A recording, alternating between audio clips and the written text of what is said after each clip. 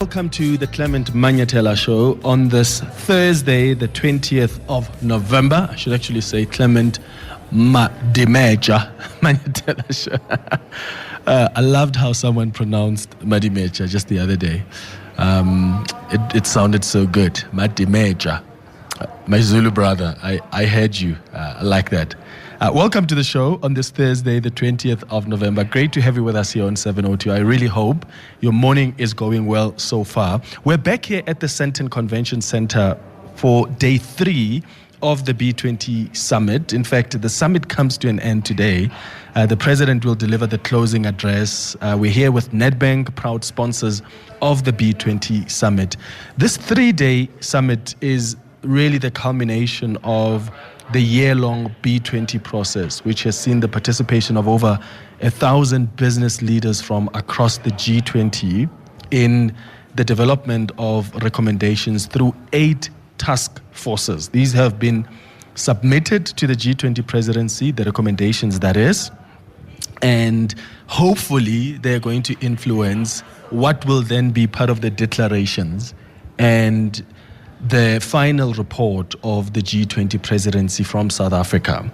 So that's why really we're here at the Sandton Convention Center, because it's important what discussions have taken place here at the G20 Summit, but also the task forces and the deliberations that have taken place for a year that have culminated to this moment here. Have you seen, so yesterday when I was driving home, in fact, over the last 2 days, remember I asked you on Monday if you've picked up anything different as you drive home, as you go to work. And I picked up that there's been a truck that I've seen around Sandton, like still fixing like the potholes. The branding is, I think they thinking, what fixer? Not road fixer, but I've seen like these mini trucks written something fixer. Someone please remind me of that. I saw them on Greyston Drive the other day. I saw them about 3 times so far.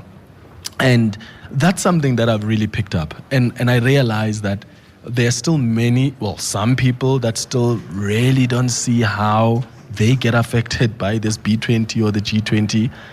And that's one of the questions I want to ask you this morning. Do you think that we are negative as a society? And where do you think that emanates from? It's a question I was asking myself while I was driving to work this morning. I was thinking the G20 is a great opportunity for us as South Africa. It really is. I was looking now at a number of companies that have descended on this country.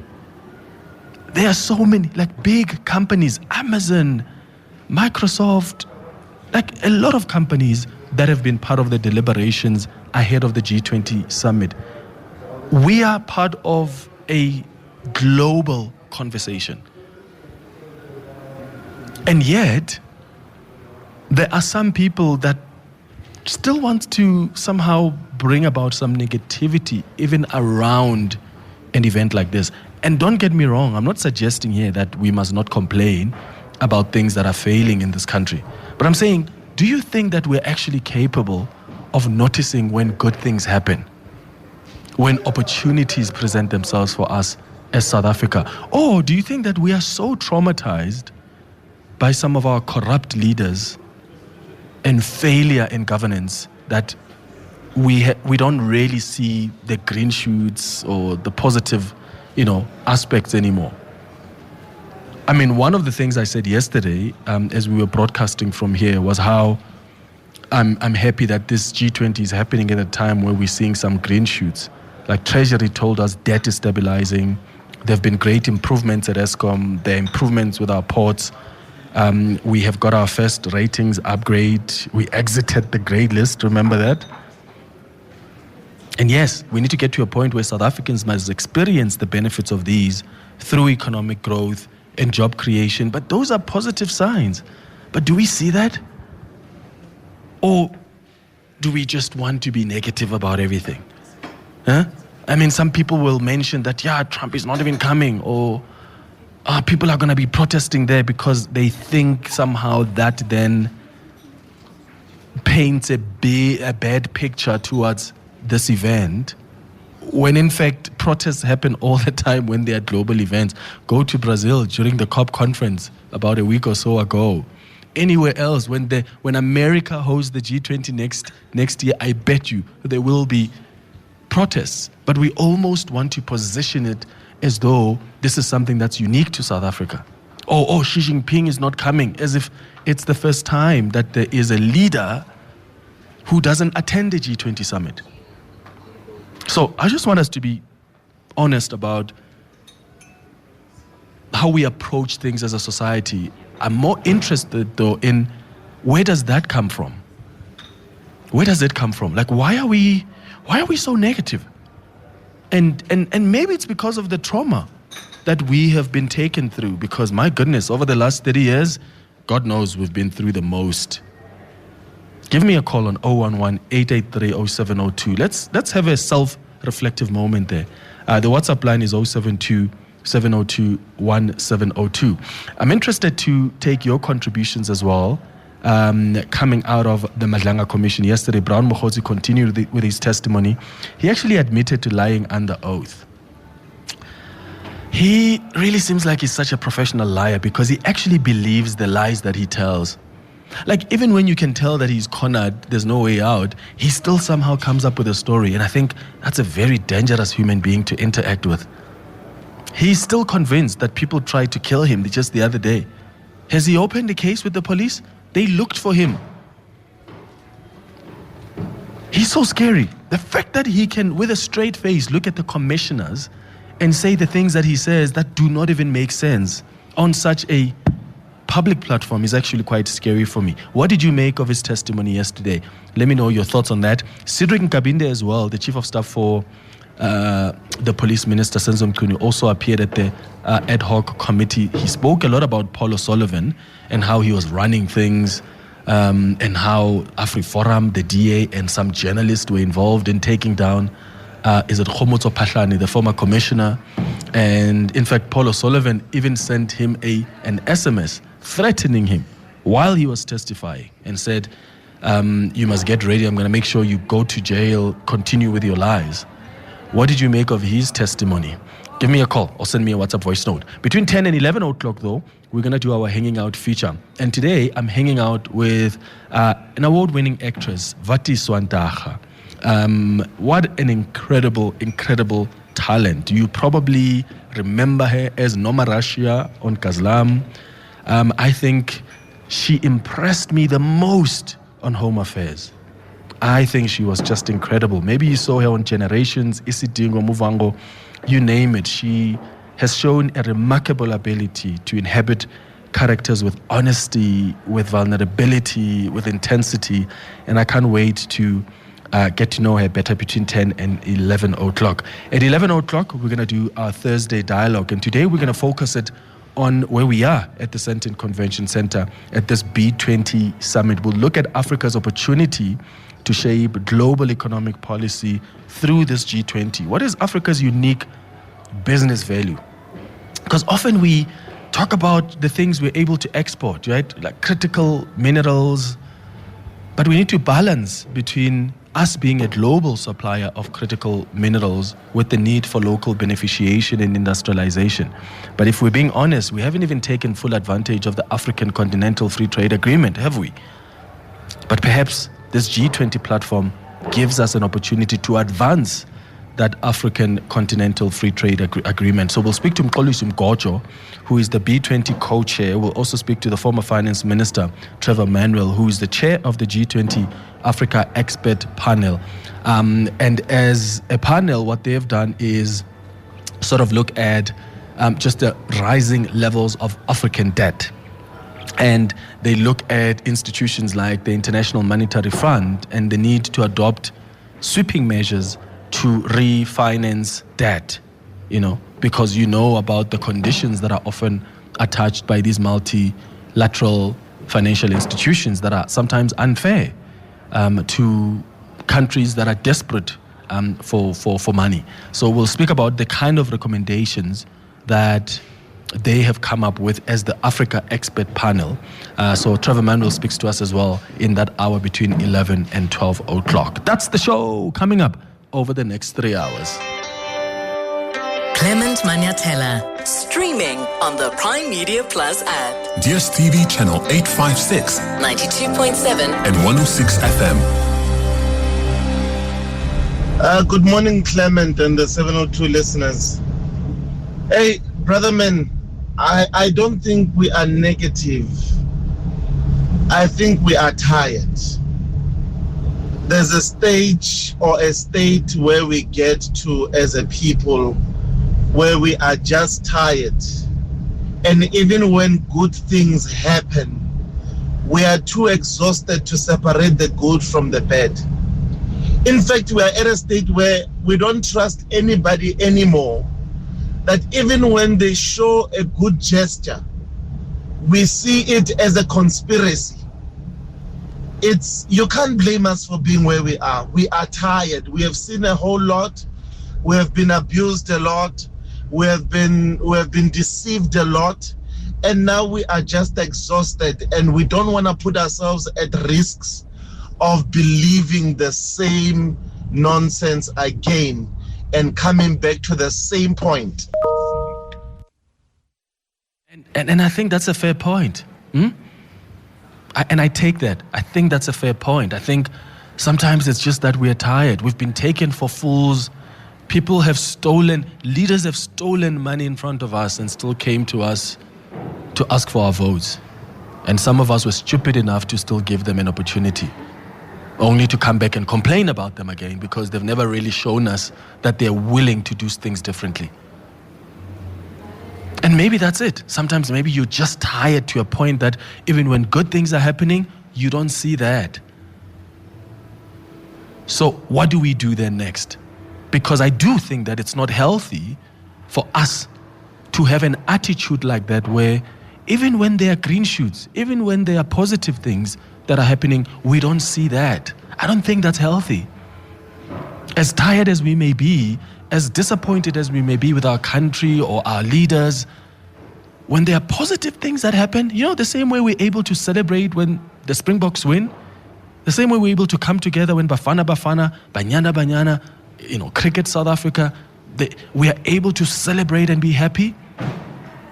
I think there's an opportunity there for us to still, while we are being critical towards our leaders, while we're being cautious in our optimism, we're still able to identify what is positive. Otherwise, I think that's a dangerous place to be in. Let me know your thoughts. 011-883-0702. WhatsApp's on 072-702-1702. Koketso, even, I see your calls. We'll start with them after the break. I'm also going to bring in Tebe Ikalafe, who's a branding and reputation advisor. Maybe he can help us understand why we have an attitude like this and how we change it around. It's 20 minutes after 9. The Clement Manyathela Show, live from the G20 Summit. For the first time on African soil. Brought to you by Nedbank. 23 minutes after 9 o'clock. This is the 702 Open Line. We are taking your calls on 011-883-0702. WhatsApp's on 072-702-1702. Koketso, and even I'll come to you in a moment. Tebe Ikalafeng is a branding and reputation advisor joining us on the line. Tebe, thanks for coming through. Good morning. Good morning to you, Clement. Are we not running this weekend? Or are we running the country? We're running the country this week and we'll run over the weekend while we are also running things at G20. So, Tebe, I wanted you to come in because I really think that sometimes as a society, as a country, we can be negative. And I'm speaking broadly. I'm saying we. I'm not pointing fingers at anyone. I think sometimes we fail to see green shoots even when there are positive things happening. And there could be a number of reasons for that. Some people are saying we're just traumatized. Some are saying we're just tired of being taken for granted. What do you think is the source here? And is there even a possibility for us to change things around? Of course there is. And I think, but at the beginning, I think it's important to confirm and to reaffirm that South Africans, as a rule, are not unpatriotic. As you say, they are just exhausted. They're exhausted because of the growing mistrust in the system. And I think you want to ask the question now specifically in terms of why. Well, I mean, we've got the long shadow of the state capture, which is unresolved. which has eroded the social contract that we have with the people in power. That's one. The second thing now, in the context of the G20, I don't think anybody really knows what the G20 is about. I mean, you and I would know because perhaps that's a language we speak every day. But I think we failed to even leverage opportunities such as this to be able to tell a better story, to mobilize people in the country as to why this is important for us. I think at the core, it's the economic hardships. The economic hardships and service delivery failures over the years. Pride is earned generally through performance, not slogans. And there's tons of slogans in the town. And that's the challenge. And perhaps the last one before you respond, you check further. To me, it's also an understanding that that the private sector, there's a broken national narrative about the country that we need to correct. What does South Africa stand for? What makes us South Africans? And what should we all rally behind? So how do we turn the tide? Because sometimes what I normally do is I ask the listeners, what is the one thing that reminds you of why you are so lucky to be South African? And at least that's what I do also as an individual. When I am feeling consumed by the negativity, I often pause and I say, okay, but what do you love about this country? What are the things that make you proud of being South African? And it's in that moment that I sort of pick up the positive things. How do you think we can turn the tide? Because turning the tide doesn't mean we shouldn't be critical to our leaders. We shouldn't criticize when necessary. It just means you balance things out, because I don't think it's healthy to also just be negative, whether justified or not, in your criticism and your critical state. And you're absolutely correct. I think, to me, at the highest level, the halo is first we need to define the story of South Africa, which is honest about the past, clear about the present, and also ambitious about the future. So we need that at the halo. But now you're going to see that's hot air. But that actually should be anchored by another important thing. I think you remember the recent Edelman Trust report. Actually, over the last few years, they say the same thing. They say people don't trust government, people don't trust social media. So there's a leadership trust issue. So we need to restore trust in leadership. And that means that about being accountable, being about transparent, and there must be consequence management, which in South Africa, I guess now with the Madlanga, the question is, where's the Madlanga Commission going to end? Where are all these other charges that we see people being charged every day? Where are they all going to end? What's going to say? If there be some consequence management or people being held accountable, that will begin to restore trust. Second, I think it's important is we need to fix the basics. Fix the basics. Don't fix the basics. Don't put lipstick on a pig. Just because there's people visiting the country now this week, now you are cleaning up. It's a terrible African culture of trying to cover the surface because the visitors are coming this Sunday. So let's make it all look beautiful so they must look at us nicely. No, it needs to be sustainable, and it needs to be intentional, and it needs to be long-term. So fix the basics. Whether energy, I think we're beginning to see that, right? We've seen that with Eskom. I think that is doing a wonderful job at Eskom. We've seen the turnaround at Eskom. Tebe, the line is deteriorating there. Apologies for that, but I think, the line is fading there. But I think we got some of the gist of what Tebe Ikalafeng was saying. The government also has a role to play here. Just fix the basics. Koketso, you're calling us from Johannesburg. What are your thoughts? Yeah, morning, Clement. It's wonderful to speak to you again.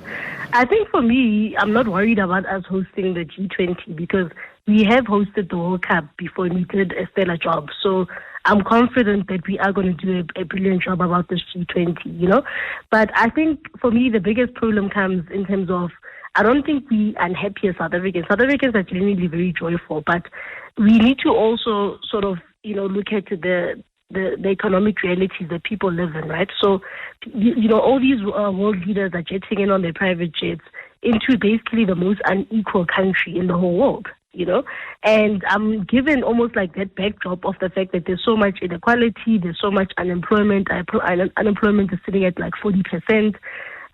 So all of these things, I think, do feed into that. To say, you know what, we do, as South Africans, do great things. We can host world-class events and, put people up in the best accommodation, and our hospitality will always be on point, right? But for me, it just speaks to like the inequalities that we face in this country, to say that we do have, a high level of joblessness that most societies actually by now, people will be rioting every day because a 40% unemployment rate is unnatural, Clement. Lack of access to food. Most people don't have access to food. They can't afford to buy, to keep up with this capitalist society that we live in, where you have to buy everything, So we need to be, I think, also cognizant of that, to say that we are living in a very unequal country. And unfortunately, we saw a lot of that almost manifest itself in the July riots. And then we also saw it as well, it was almost like exacerbated and made worse by COVID. Because remember, we had COVID in 2020. So a lot of people lost their jobs. People got retrenched. People, had to take deep salary cuts. So all of that, it's almost like 5 years on from COVID. People are still reeling and suffering from that. And I think we just need to sort of be cognizant of the fact that it's not the same vibes we had in 2010. You know what I mean? Absolutely. Yeah, Koketso, I got you. Koketso calling us from Johannesburg. It's exactly 9:30. Your voice. Your station. Your open line. Walk the talk with Clement Manyathela on 702. 24 minutes before 10 o'clock. This is the 702 Open Line, live from the Sandton Convention Center. It's day 3 of the B20 Summit. President Cyril Ramaphosa will be delivering the closing address here at the Sandton Convention Center today, and then we get ready for the G20 Summit taking place over the weekend. We're taking your calls now, though, on the open line on 011-883-0702. I've asked you about our attitude sometimes as a country. Do you find that we are too negative? Or do you think that negativity is justified? A number of you are saying, well, we're just tired. We're tired of the corruption. Koketso was saying we're tired of the inequality, and sometimes that is what drives our attitude. And I'm asking, do we have it in us to at least try balance the scale? Because I do think that it's also not healthy to just be so negative, right? Like when you have a G20, for instance, and then people will say, yeah, that's why the Chinese president is not coming, without the necessary context, because all you're trying to do is to paint this in a bad light. And I'm saying, for me, it gets to a point where we need to be able to balance things out. And sometimes that is just not, that's just not positive. I want to hear what you think, though. And I'm not saying you are not justified in you being critical or you being unhappy with our government, right? I'm trying to understand, where do you think that comes from? And how do you think we can change the tide? And for you, what reminds you of the good things about being South African? Because I know people who will say, some people just go, sometimes I just switch off completely from any, even radio or TV, and all I want to do is listen to music because I get overwhelmed with the negativity. So there's something there about our psyche as a society. And I wonder what the reference point is, and I wonder if it's possible for us to change the tide. Here are some of your WhatsApp voice notes that have come on 072-702-1702. Morning, Clement and the team. Clement, I think that's a very rhetorical question to ask about why, as we South Africans, are so negative. Because unfortunately, yes, it is trauma. Our government is not for us. There's a lot of inequality, a lot of ignorance, a lot of lies. People take us South Africans for granted. We work. Our taxes, we're being taxed. We're not getting any rewards. So, yeah, we're just damned if we do, damned if we don't. And we're just not taken seriously. Nobody cares about us. Morning, Clement. On this issue of South Africa not seeing the good in everything, what's the good whenever it benefits everybody except the people that it was supposed to benefit? Look, foreigners are flooding our country. Unemployment is the highest in the world. Inequality is everything. While other groups think they are superior and they have to get away with everything, and inequality is the threat to their existence. So that's the case. Victoria. Good morning, Clement. Growing up, our parents would say, go and put on your shoes. We are going to the shops. And the moment you walk into the house, then they are gone. So next time they say the same thing, you already know that, nah, it's not going to happen. So that's where our negativity comes from, because I think as a nation, we are very reactional rather than being proactive. Now, you mentioned a truck that is fixing potholes. So this is only done because of the summit. Each and every corner along the freeway, there's a traffic officer, there's a police car. You only see that because of the summit. And once the summit is done, we are back to zero. Hence the negativity. We will always be negative, even though whatever event will bring the positive or the green shoots, we know that we're going back to default.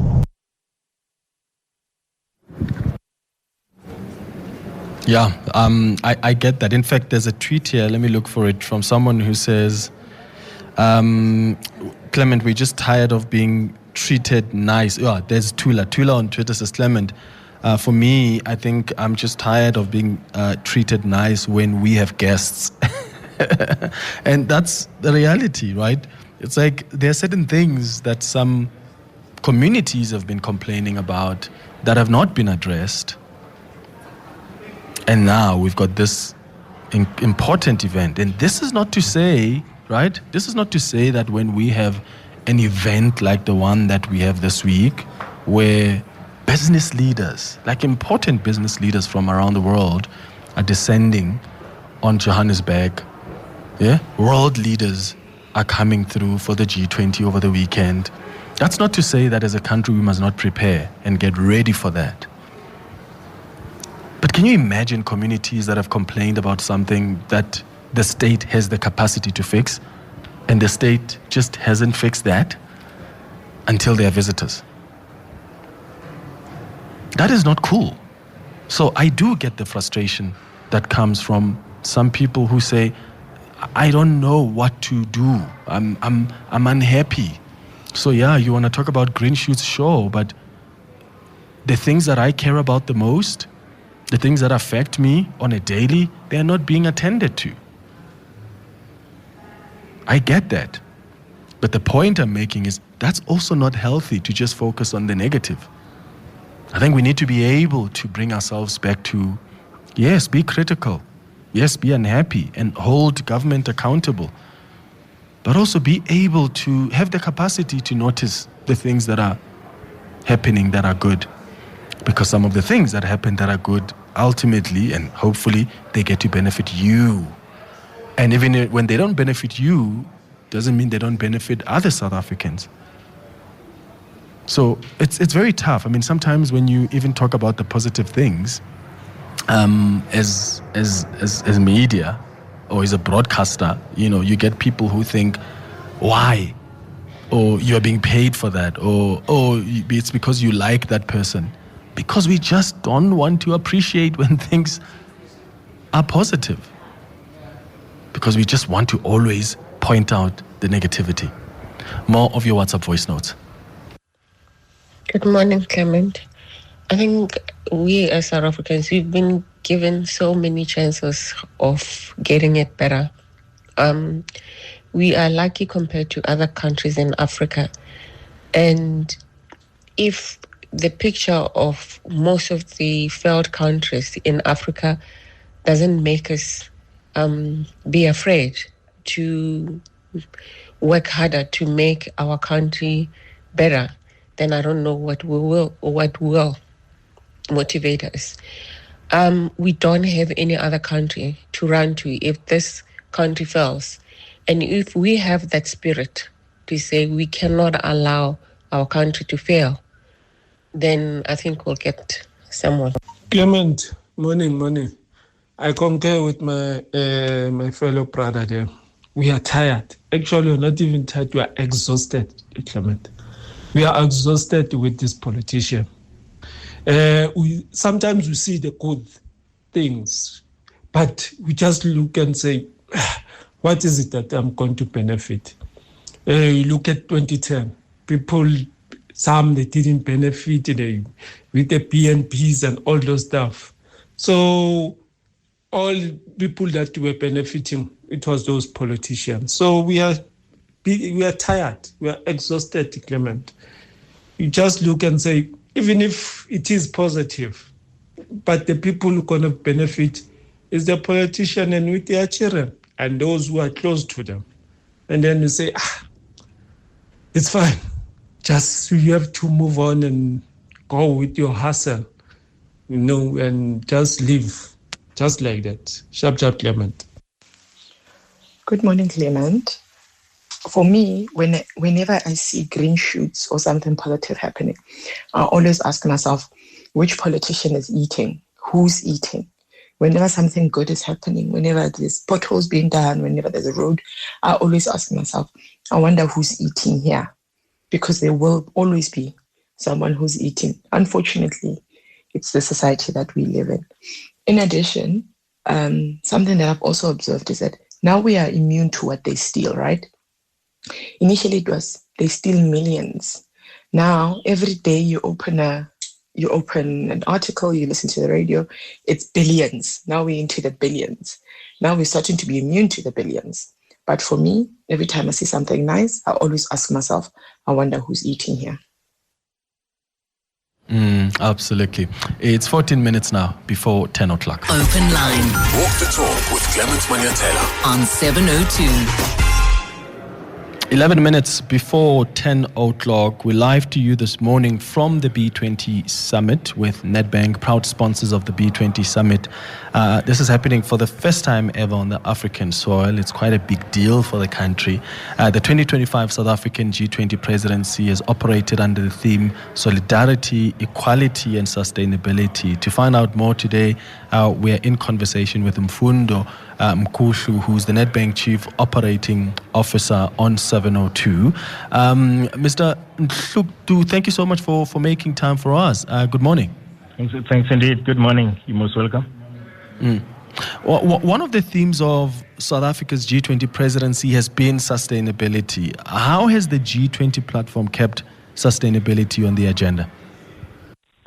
Sustainability, in the first instance, is about making sure that we meet the needs of the present generation without compromising the ability of future generations to meet theirs. And so we've got to live in a way within planetary limits and make sure that we leave behind a world that can serve future generations. That's the real reason and essence of sustainability.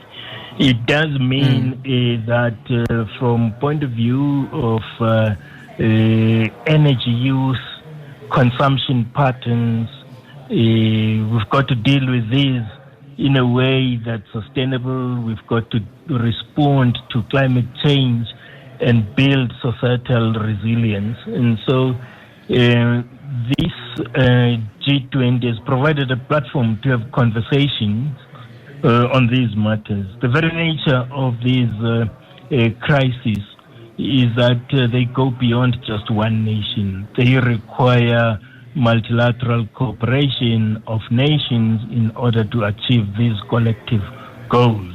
And so this has provided us another avenue to continue the engagement on this front and also to bring African voice into the equation. Because all too often, Africa is at the receiving end of these policies and processes of accumulation. And whilst we may contribute the least, we certainly at the receiving end of most negative and adverse impacts of these developments. Yeah, and of course we have this opportunity where these global leaders, the global business community has gathered. They've been part of these task force meetings. What cooperation are you hoping this gathering garners in order to create sustainable jobs on the continent? There are a number of elements to it, Clement. First of all, as we move towards green energy sources, there is a transition, an energy transition that is underway. it does need to be financed and funded sustainably. It does mean that particularly poorer countries have an opportunity and space to adjust to the changes coming ahead of us all. These affect production processes, these affect consumption patterns, they are fundamental to growth and development strategies of nations. And so it is important also that in the process we continue to address enduring priorities of industrial development and industrialization, employment creation. If you think of Africa, Africa is a very youthful continent. And so there's got to be employment opportunities created for meaningful engagement of the youth in the period ahead of us. Without addressing that, we cannot enjoy lasting stability and peace, and therefore cannot make meaningful contribution to humanity as would be required of us. And so these are not peripheral issues. They go to the heart of our purpose, of our existence. And these conversations that have been taking place among business communities across the world have been about forging partnerships in order to help achieve these goals. Africa does present opportunities for growth, and in the period ahead, it is expected to be a major contributor to global growth, but that will come by addressing these fundamental challenges I've alluded to. Yeah. And of course, another theme has been solidarity at a time when global cooperation is facing immense strain. We also in an environment where many countries are also facing their own challenges, from poverty to conflict. What does international solidarity mean in this context, especially also in the context of the geopolitical repositioning we're seeing? Yes, we are living in a fractious and fragmented world, characterized by polycrisis. If it's not geopolitical tensions, war and conflict, it's poverty, sometimes it's natural disasters. And so we see across the world a number of crises that humanity has to contend with. Solidarity tells us that the future of the world is human-centered. It's really focused on people, and that challenges facing one nation are generally also faced by other nations. And in solving these, we've got to go beyond the nation state. And so that is where multilateral cooperation comes in. The very nature of these challenges we're talking about do not respect physical boundaries of nations. On the positive side, opportunities for growth, if you think of network industries, a connected society, the role of digital transformation, new technologies such as artificial intelligence. These are the ways now in which society is going to be organized, is being organized, new opportunities requiring new skill sets. So how we think about that future, how we prepare for it, how we teach the youth, and curriculum changes, and all of these are geared to address this. We've got to be able to address these challenges in our immediate society, and South Africa, that's our immediate domestic challenge. But recognize that countries around us and also in the world face similar challenges. So there are opportunities to learn and collaborate with one another. And this is what solidarity means in this context. Yeah, and of course, we're seeing banks like Nedbank setting their sights on technology investments. There's a strong growth in digital channels. What digital investments do you think we can leverage during the South African presidency? What opportunities exist for us? Well, we're in dialogue with government about hastening that digital transformation agenda, and that is on the back of investments we've made over a decade in refresh of our own technology infrastructure. This should help us to address objectives of financial inclusion, bringing majority of our people into the mainstream of financial services. And so we see continuity between our own immediate agenda as a company and also the national needs in this regard. Similarly, we find common cause with government on issues of sustainability and ensuring that we promote the green economy and make sure that we have a low carbon intensity economy as we go into the future. That will require restructuring of the economy, and as a bank, our responsibility is to mobilize capital for investment into projects of this kind, and we will be seeking to partner with our government and other players in the financial sector, given the scale of the opportunity, the size of the challenge. We think there's scope and room for everyone here. Thank you so much for making time for us. Mfundo Mkuhlu is the Nedbank Chief Operating Officer. Nedbank in conversation with us live from the B20 Summit here on 702. It's a minute before 11.